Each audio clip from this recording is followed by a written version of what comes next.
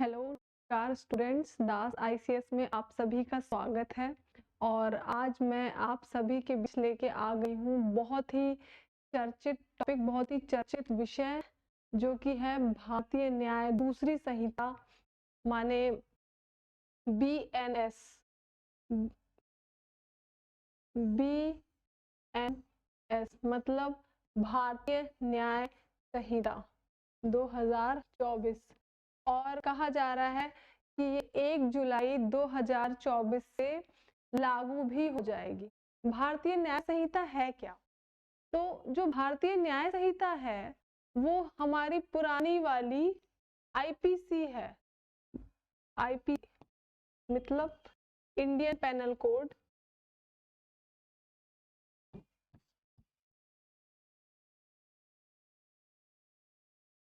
1860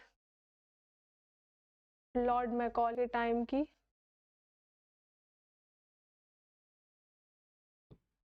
ये वही चीज है जिसको अमित शाह ने बिल पास करके इसमें कुछ मॉडिफिकेशंस ले आए हैं।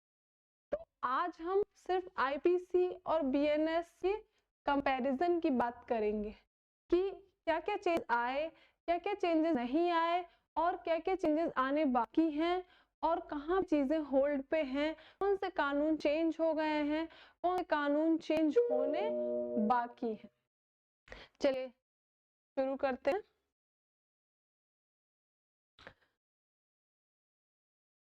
देखिए, जो शरीर के खिलाफ अपराध थे, कुछ अपराध जो कि शरीर के खिलाफ है। सबसे पहले आईपीसी में हत्या, मतलब इंग्लिश में बोले तो मर्डर। पुरानी आईपीसी में 300 में हुआ करती थी, 299 कल्पेबल होमिसाइड है ना, इसमें हुआ करती थी। उसके बाद आत्महत्या के लिए उकसाना। आत्महत्या के लिए उकसाना मतलब अबेटमेंट टू सुसाइड। तब उस वक्त ये अगर आप किसी माइनर को, मतलब कि 18 साल से कम व्यक्ति को ऐसा करते थे, ऐसा कहा करते थे, उसको सुसाइड के लिए उकसाया करते थे, अबेट किया करते थे, तब ये इसमें मृत्युदंड तक का प्रावधान था इस धारा में, और प्रीवियसली ये 306 में पाई जाती। अब आगे बढ़ते हैं। हमला करना, क्रिमिनल फोर्स, अटैक, कुछ भी कह सकते हैं आप लोग। हमला करने की कई सारी धाराएं हैं, कई सारी क्या कहते हैं डेफिनेशन है दी हुई, जिसमें रॉबरी, थेफ्ट, एक्सटॉर्शन, डकैती, ये सारी चीजें आ जाती है। और गंभीर चोट पहुंचाना। गंभीर चोट पहुंचाना मतलब ग्रीवियस हर्ट। इंग्लिश में ये ग्रीवियस हर्ट की डेफिनेशन में आता है, और हम इसे पढ़ते हैं 325 में। इसमें क्या होता है, किसी का हाथ काट देना, किसी की उंगली काट देना, कई सारी 8 प्रकार की डेफिनेशन उसमें दी हुई। और उसमें जो सबसे कॉमन हम लोग जोड़ते हैं कि ग्रीवियस कैसे हुआ, कितना हो सकता है और कितना इन्होंने दे दिया, तो उसमें लास्ट में लिखा है कि 20 दिन।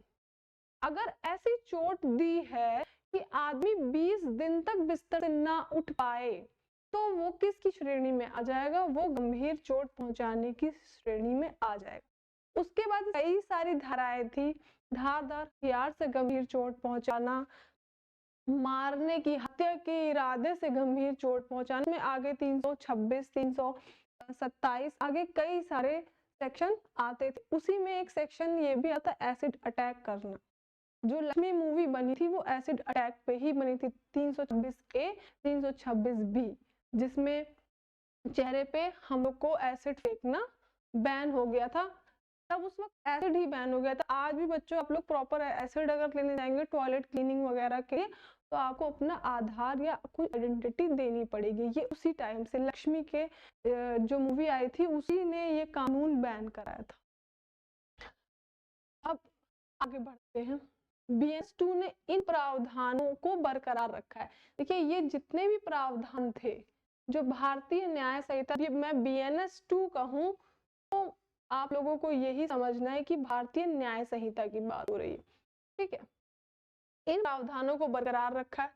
इसमें संगठित अपराध, ठीक है, कॉमन इंटेंशन जो कि सेक्शन 34 में आता है ना, 148 में आता है, ये उन सेक्शंस की बात करता है। आतंकवाद और कुछ आधारों पर किसी समूह द्वारा हत्या या गंभीर चोट जैसे नए अपराध जोड़ें। पहले बच्चों आतंकवाद नहीं था, पहले आतंकवाद नहीं था, पहले हम लोग उसको राजद्रोह में ही जोड़ लिया करते थे और उसी में मृत्यु दंड वगैरह के प्रावधान थे। बट क्योंकि अब हम आजाद हो चुके, पहले राजद्रोह क्यों कहते थे? पहले राजद्रोह इसलिए होता था क्योंकि जो हमारा वो रूलिंग था, जो हमारी रूलिंग थी वो क्राउन थी, वो हमारी ईस्ट इंडिया कंपनी थी, उसके बाद क्वीन की रूलिंग आ गई, तो उनके खिलाफ अगर आप कुछ करते थे तो वो राजद्रोह कहा जाता था। तो इस वजह से अब वो राजद्रोह हटा के वो शायद देशद्रोह कर दिया गया, ठीक है। हम लोग को ये अगली स्लाइड में पता चल जाएगी। अब महिलाओं के खिलाफ यौन अपराध, ये सबसे कॉमन अपराध हैं। यौन अपराध सबसे इंपॉर्टेंट भी है, सेक्सुअल वायलेंस सबसे इंपॉर्टेंट थी है, ठीक है। आईपीसी में बलात्कार, ताक झाक,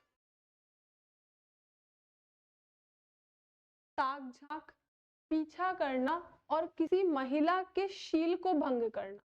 शील भंग करने का सीधा सीधा मतलब है outraging the modesty of a women.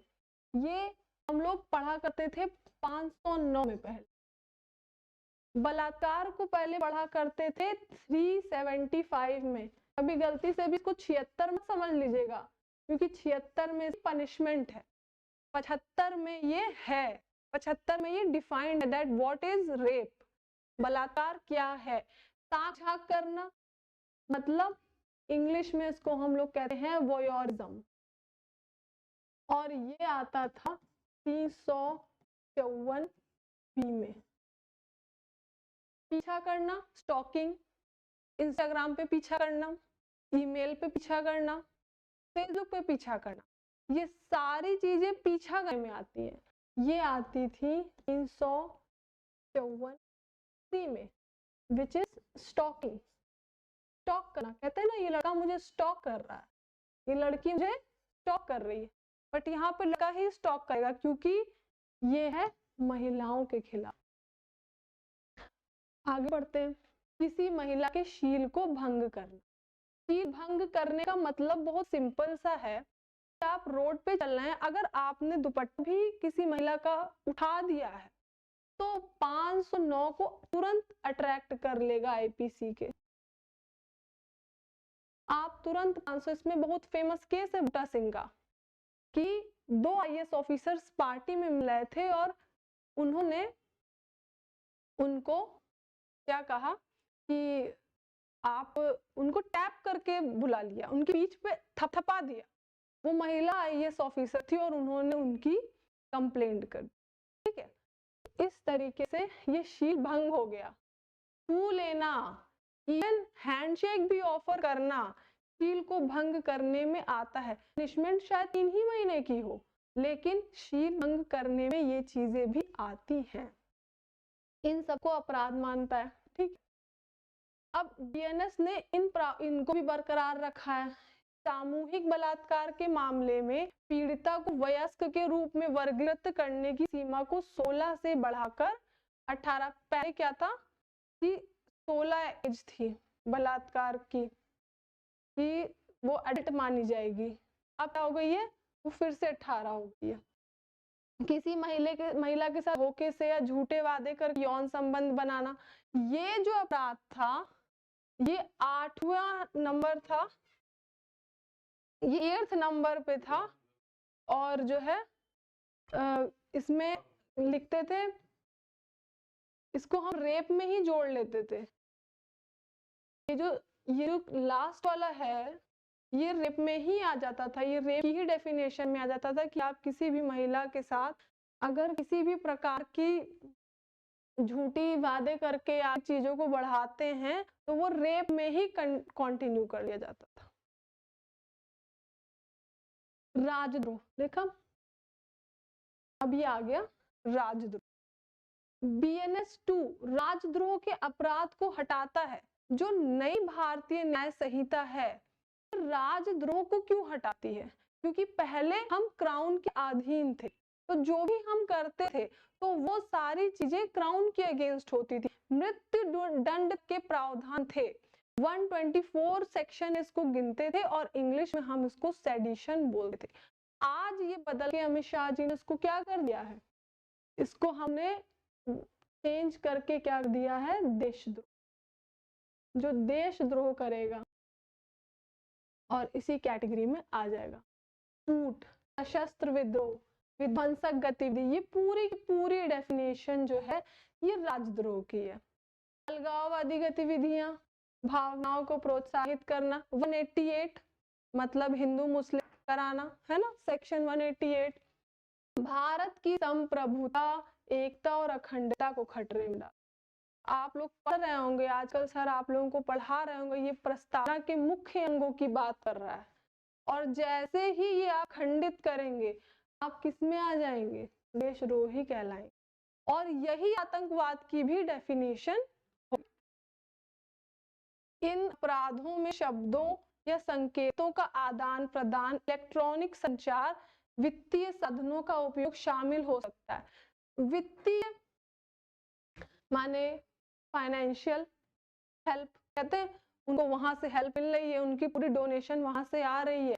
कोई भी संगठन हो तो उसकी डोनेशन कहाँ से आ रही है, IT सेल उसका कैसे काम कर रहा है, छोटी सी घटना होती है उसको बड़ा कैसे करना है, ये IT सेल का ही काम है। तो इन सबको इकट्ठा करके आगे ले जाना, ये सारी किसकी डेफिनेशन में आ रहे हैं, देशद्रोह की। आतंकवाद, ये पहली बार ऐसा हुआ है कि आतंकवाद को, देखो पहले हमारा देश आजाद नहीं था, आतंकवाद जैसी कोई चीज नहीं थी, लेकिन अब आपको पता है कि जरूरी नहीं कि आतंकवाद समुदाय विशेष ही हो। आतंकवाद की डेफिनेशन जानना हम लोग के लिए उतना ही इम्पोर्टेंट है जितना आधी जानकारी में बात करना है ना। आधी जानकारी अगर हम बात करेंगे तो हम आतंकवाद को एक समुदाय विशेष तक छोड़ देंगे, लेकिन हमें पूरी तरीके से समझना नए कानून के हिसाब से आवश्यक है कि आतंकवाद की परिभाषा क्या है। आतंकवाद में वह कृत्य शामिल है जिसका उद्देश्य निम्नलिखित है: देश की एकता, अखंडता, सुरक्षा, आर्थिक सुरक्षा खतरे में डालना, यूनिटी, ठीक है, सॉवरेनिटी, सिक्योरिटी, फाइनेंशियल सिक्योरिटी को क्या करना, स्टेक पे ले जाना, भारत में लोगों के किसी भी वर्ग में आतंक पैदा करना, दो समुदाय हैं उनके बीच में डिफरेंस पैदा, जैसे पहले क्या होता था, डिवाइड एंड रूल की पॉलिसी अपनाई थी ना डलहौजी ने, वैसे ही यहाँ पे भी अगर आप यहाँ पे कोई भी तरीके की कोई गतिविधि कर रहा है, उस टाइम पे वो सभी आतंकवादी थे, क्योंकि उन्होंने दो समुदायों को आज भी खंडित कर दिया। और हम लोग क्या कहते हैं, निगेटिव गतिविधियों का आज भी शिकार हो जाते हैं, लोगों को अपनी जानें गंवानी पड़ती हैं, है ना। आतंकवाद का प्रयास करने या आतंकवाद करने के लिए सजा में निम्नलिखित सावधान, देखो सबसे बड़ी पनिशमेंट है डेथ यानी मौत या आजीवन कारावास। आजीवन कारावास जनरली 14 वर्ष में से लेके 20 वर्ष के बीच में वो मैनेज हो जाता है, जिस प्रकार का अपराध का लेवल हो, ठीक है। अगर मतलब जो ग्रेविटी है अपराध की, ऑफेंस की जो डेप्थ है जितनी होगी, उस हिसाब से ये दोनों सजाएं आपको मिलेंगी। अगर इसके परिणाम स्वरूप किसी व्यक्ति की मृत्यु हो जाती है, ठीक है, इसमें लिखा है कारावास, जुर्माना और इसके परिणाम स्वरूप किसी व्यक्ति की मृत्यु हो जाती, 5 साल से लेकर आजीवन कारावास और जुर्माना। ये डिपेंड करता है कि किस सिचुएशन में इतनी सारी चीजें होंगी। संगठित अपराध, common intention with common objective, 4 लोग मिले, 4 लोगों ने प्लान किया, भले वो 4 लोग, एक कोलकाता में, एक दिल्ली में, एक बेंगलोर में, एक झांसी में, लेकिन संगठन है, इसका ऑब्जेक्टिव क्या है कि हमको फलानी जगह पे लूट मार करनी है, इस बैंक को लूटना है। तो ये एक एग्जांपल दे रही हूँ, संगठित अपराध ऐसा होता है। तो कोई आईटी संभाल रहा है, कोई बाहर चपरासी को हैंडल कर रहा है, कोई गन्स प्रोवाइड करा रहा है, कोई अपना प्लान दे रहा है। तो इस संगठित अपराध में ये पर्सपेक्टिव इंक्लूड अगर प्रूव हो जाए तो वो अपराध का ही हिस्सा माने जाएंगे। ठीक है। संगठित अपराध में अपहरण, ठीक है, 4-5 लोग, भाई आदमी को इतनी इजीली तो अपहरण किया नहीं जा सकता, तो उनको अपहरण कैसे करेंगे? तो 4-5 लोग चाहिए होंगे, तो वो संगठित अपराध होगा। जबरन वसूली पहले ना 383 में आता था, इसको हम लोग कहते थे एक्सटॉर्शन मनी, बॉम्बे में बहुत चलता है, हफ्ता। तो ये जबरन वसूली है, मजबूरी आपको देनी ही देनी है। ठीक है। कॉन्ट्रैक्ट पर हमला, भाई जो कहते हैं ना कि ये शार्प शूटर है, इनको पैसे दे दो और ये रिचियों पे चले आते हैं। तो वही बात, जमीन पर कब्जा करना, भूमाफिया आप लोगों ने सुने होंगे, वित्तीय घोटाले, कई एक जगह कई सारा हब बैठा, आईटी सेल के लड़के बैठे हैं, पैसे कहीं किसी और के निकल किसी के अकाउंट से रहे, तो ये सब क्या है? ये वित्तीय घोटाले। अपराध, सिंडिकेट, ठीक है, आजकल बहुत चल रहा होगा, कोई भी माफिया होता है, कोई भी हत्या होती है तो तुरंत वो गैंग जो है, वो सिंडिकेट जो है जिम्मेदारी लेता है, कहता है हमने मारी थी गोली, ना। तो ये सब संगठित अपराध में आते हैं। किए गए साइबर अपराध, साइबर कानून जितने भी हैं वो संगठित होते हैं। ठीक है। करने या उकसाने का प्रयास करना, कर दे या उकसा दे। उकसाना मतलब क्या होता है? उत्प्रेषण हिंदी में कहते हैं, और इंग्लिश में इसको अबेटमेंट कहते हैं। पहले ये 107 में हुआ करता है एबेटर, और 108 में अबेटमेंट। ठीक। किसी की मौत हो जाती है, इसमें क्या है, किसी व्यक्ति की मौत हो जाती है तो उसको आजीवन कारावास और 10 लाख रुपए का जुर्माना, ये सब नए प्रावधानों में जोड़ा गया। 5 साल से लेकर आजीवन कारावास और कम से कम 5 लाख, ये मिनिमम पनिशमेंट है, ये मिनिमम पनिशमेंट दी जा रही है।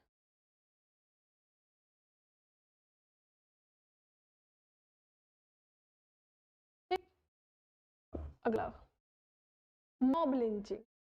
मॉब लिंचिंग लोगों ने सुना होगा, एक समुदाय विशेष किसी बात की एक ओपिनियन देता है और मिलके दूसरे समुदाय विशेष के किसी एक आदमी पे वो भीड़ मिलके लिंच करती है, मतलब घेर के मारती है, घेर के परेशान करती है। तो ये पहले मॉब लिंचिंग नहीं था, पहले जैसे किसी को घेर के मारा या कुछ किया तो किसी अलग अलग उसमें धाराएं जोड़ के बनती थी कि चलो मृत्यु हो गई, एक मतलब गंभीर चोट लग गई, तो उस तरीके से सब एक धारा लगती थी। लेकिन अब उन्होंने सबको जोड़ के कलेक्टिव धारा बनाई, वो थी मॉब लिंचिंग की। सेक्शंस पे हाथ में जोर डालेंगे, और हमें ये जानना बहुत जरूरी है कि नए बीएनएस में ऐड क्या क्या हुआ है ना, किस किस तरीके से उसमें नवीनता लाने की कोशिश की गई है। ये बहुत बड़ा स्टेप है बच्चों। बीएनएस 2 में निर्दिष्ट आधारों पर 5 या अधिक लोगों द्वारा की गई हत्या, 5 से ज्यादा लोग मिलके अगर किसी की हत्या, भीड़ मतलब 5 से ज्यादा लोग मिलके किसी आदमी को खुले में मार रहे हैं, तो वो मॉब लिंचिंग में आएगा। मॉब लिंचिंग में अमूमन हत्या हो ही जाती है, गंभीर चोट को अपराध के रूप जोड़ता है। ठीक है, हत्या या गंभीर चोट अगर लगी 5 लोगों के द्वारा मिलके, तो वो एक गंभीर उसमें इस अपराध में शामिल कर दिया जाएगा। इन आधारों में नस्ल, जाति, लिंग, भाषा या व्यक्तिगत विश्वास शामिल है ना। अलग अलग कम्युनिटी के, जैसे हिंदू मुस्लिम में झगड़ा हो जाता है, कभी क्रिश्चियंस में हो जाता है, कभी यहूदियों में, आप लोग अलग अलग कंट्रीज में हर जगह आपकी आईपीसी जो पुरानी थी और नई वाली जो बीएनएस है उसको लेके हर जगह एग्जाम है ना। ऐसी हत्या के लिए सजा कम से कम 7 साल है ना, या फिर आजीवन कारावास 7 years और लाइफ इम्प्रिजनमेंट।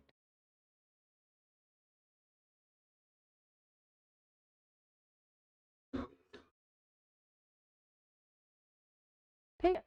सर्वोच्च न्यायालय का फैसला क्या होगा? BNS 2 में कुछ फैसले के अनुरूप हैं, ठीक है। बीच में कुछ फैसले ऐसे आए जिन्होंने आईपी में कुछ प्रावधान दिए गए थे उनको फ्रीज कर दिया, जैसे कि 303 जिसमें मिट्ठू सिंह का केस, जैसे कि 303 में क्या था कि कोई अगर मर्डर करके आया है और वो दोबारा किसी का मर्डर कर देता है तो उसको मृत्यु दंड ही मिलेगा। तो उस पे मिट्ठू सिंह का केस था, तो उसने क्या कर दिया था, उस धारा को फ्रीज कर दिया था। वो आईपीसी में तो थी लेकिन नॉन वर्किंग स्थिति में थी, वो बस लिखी हुई थी। फिर सुप्रीम कोर्ट 377 के पे बात करी। 377 था अननेचुरल ऑफेंसेस। अननेचुरल ऑफेंसेस मतलब जो ये समलैंगिकता आई है आप लोगों के कंट्री में, है ना, कि समलैंगिक लोगों को उसने जो मान्यता दी है, तो ये उसमें आता था। 397 एडल्ट्री, दो शादीशुदा लोग अलग अलग शादीशुदा लोगों के साथ अगर अफेयर रख रहे हैं तो वो भी पहले क्राइम थी, उसमें सिर्फ आदमी को पनिशमेंट मिलती थी कि तुमने दूसरे की वाइफ से अफेयर क्यों किया, तो उसने कहा कि ये तो गलत है, तो उसने भी, तो सुप्रीम कोर्ट ने कहा कि अगर आप अपने पार्टनर की इस हरकत से संतुष्ट नहीं है तो आप इन मापदंडों पे डिवोर्स ले सकते हैं, लेकिन उसको आप आईपीसी में कटघरे में लाके सजा नहीं दे सकते। आपको लग रहा है कि आपका पार्टनर आप पे चीट कर रहा है, आपका हस्बैंड आप पे चीट कर रहा है, आप उसके लिए तलाक ले सकते हैं, उन ग्राउंड्स पे उसको आप डिवोर्स दे सकते हैं। तो कुछ ये फैसले आए थे जो बीएनएस ने इसको अपने नए वाले प्रावधानों में इंक्लूड किया। देखिए क्या थे इसमें, व्यभिचार, यही है आपका 497 एडल्ट्री, ठीक है, अपराध के तौर पे नहीं शामिल किया क्योंकि सुप्रीम कोर्ट ने कहा कि कोई गलत बात नहीं है। ठीक, आजीवन कारावास की सजा पाए व्यक्ति द्वारा हत्या या हत्या के प्रयास, 303 मैंने आपको बता दिया। मिट्ठू सिंह के दंड के रूप में आजीवन कारावास अतिरिक्त को शामिल किया गया है। तो बच्चों आज के लिए इतना ही। अगली क्लास में हम लोग ये डिस्कस करेंगे कि इन सब के सेक्शन पुराने क्या थे और नए क्या हो गए, और आपके एग्जाम पॉइंट व्यू से आपको नई बीएनएस से कौन कौन से सेक्शन पढ़ने और जानने की सबसे ज्यादा आवश्यकता है। धन्यवाद बच्चों, आपका दिन शुभ हो और खूब मेहनत से पढ़ाई करिए और माता पिता का नाम रोशन। धन्यवाद।